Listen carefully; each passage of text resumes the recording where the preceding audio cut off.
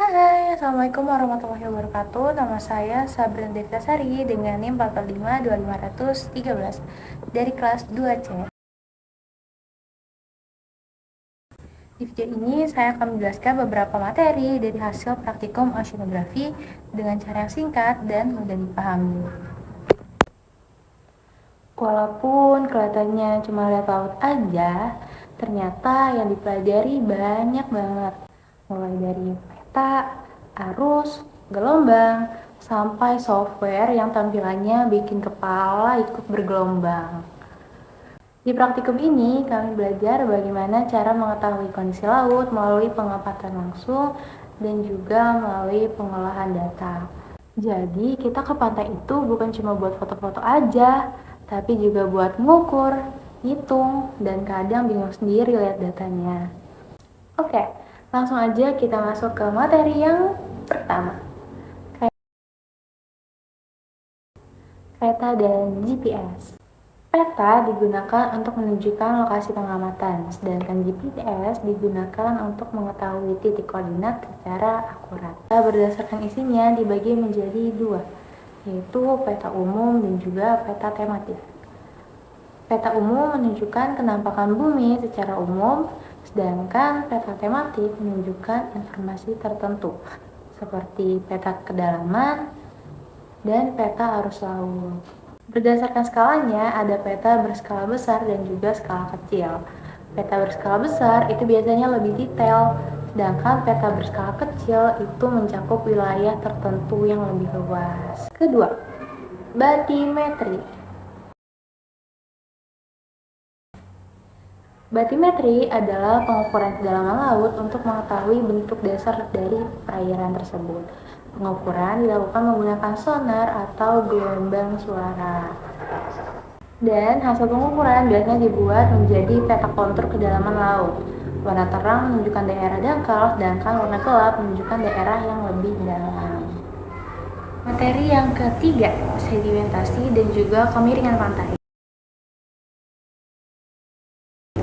Sedimentasi adalah proses pengendapan material di dasar perairan. Jenis sedimen dibedakan menjadi pasir, lumpur, dan juga kerikil berdasarkan ukuran butirannya.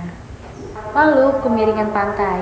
Kemiringan pantai digunakan untuk mengetahui bentuk permukaan dari pantai tersebut. Kemiringan pantai dibedakan menjadi landai, sedang, dan juga curam. Pantai landai biasanya memiliki ombak yang lebih tenang dibanding pantai yang curam. Materi yang keempat, arus dan pasang surut. Arus laut adalah pergerakan air dari satu tempat ke tempat yang lainnya. Arus dipengaruhi oleh angin dan perbedaan massa air laut. Sedangkan pasang surut adalah naik turunnya permukaan laut akibat pengaruh gravitasi bulan dan juga matahari. Selanjutnya, suhu dan salinitas.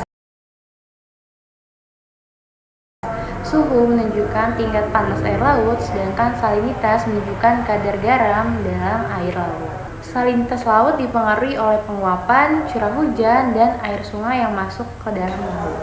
Selanjutnya ada angin dan gelombang.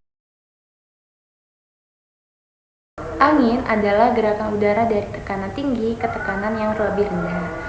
Angin menjadi faktor utama pembentuk dari gelombang laut.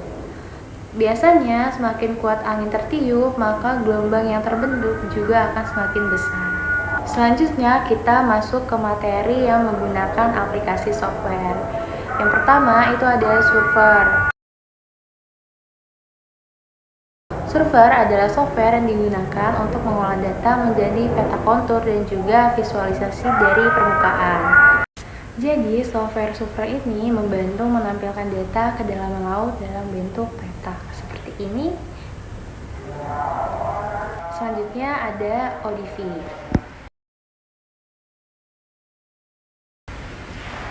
ODV atau Ocean Data View adalah software yang digunakan untuk melihat dan menganalisis data oceanografi seperti suhu, salinitas, dan kedalaman laut. Jadi bisa disimpulkan dengan praktikum oceanografi kita dapat memahami kondisi dan dinamika laut melalui pengamatan langsung dan juga pengolahan data.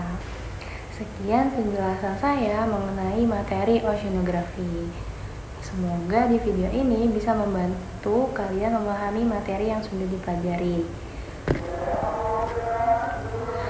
Dan semoga setelah video ini yang naik bukan cuma gelombang, tapi juga nilai saya. Bye, thank you for watching.